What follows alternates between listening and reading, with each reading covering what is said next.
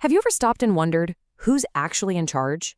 It sounds like a simple question, but in the United States, the answer is, well, it's complicated. Today, we're going to unpack federalism. It's basically America's power sharing plan, and it affects everything from the money in your wallet to the speed limit on your street. So let's get into it. When you boil it all down, any government, anywhere in the world, comes back to this one question. Who gets to make the rules? Is it one person, a small group, or is there another way? The way you answer that question, well, that defines a whole country. Okay, let's make this super simple. Think about your own home. Your parents probably set the big rules, right? Things like curfews, chores, the important stuff. But your room?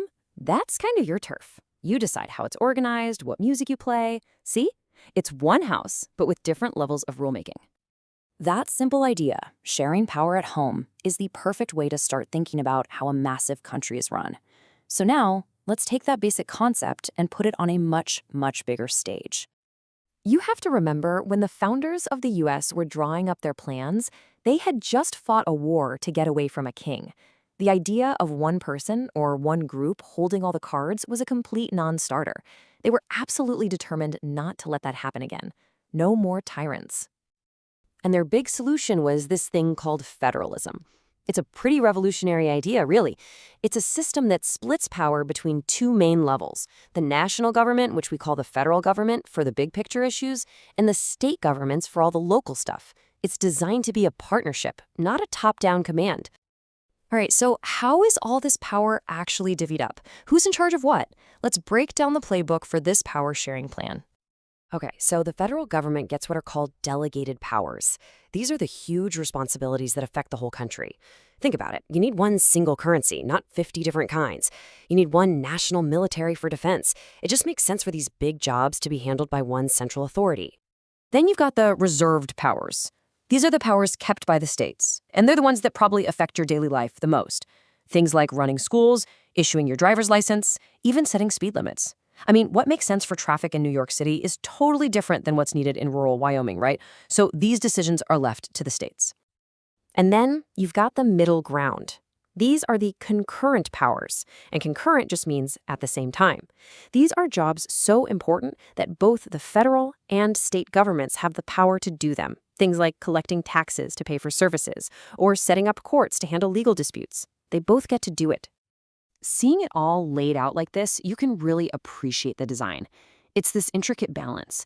Each level of government has its own lane, but they're all driving on the same road, trying to keep the country moving.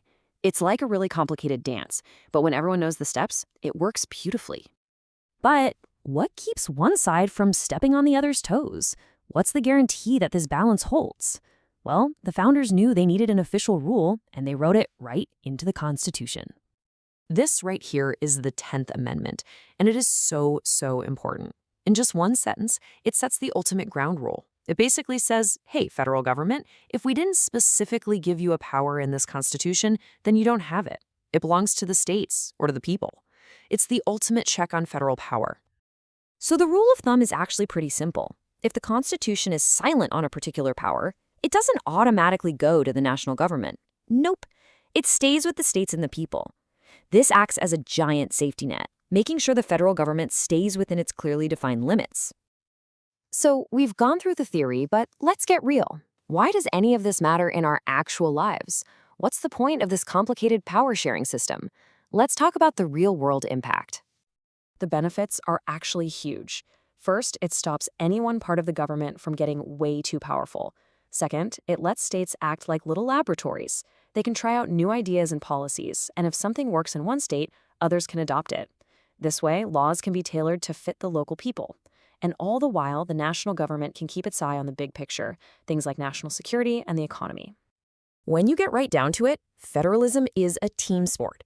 The national government and the state governments aren't supposed to be enemies. They're partners, working together on the massive project of running a country.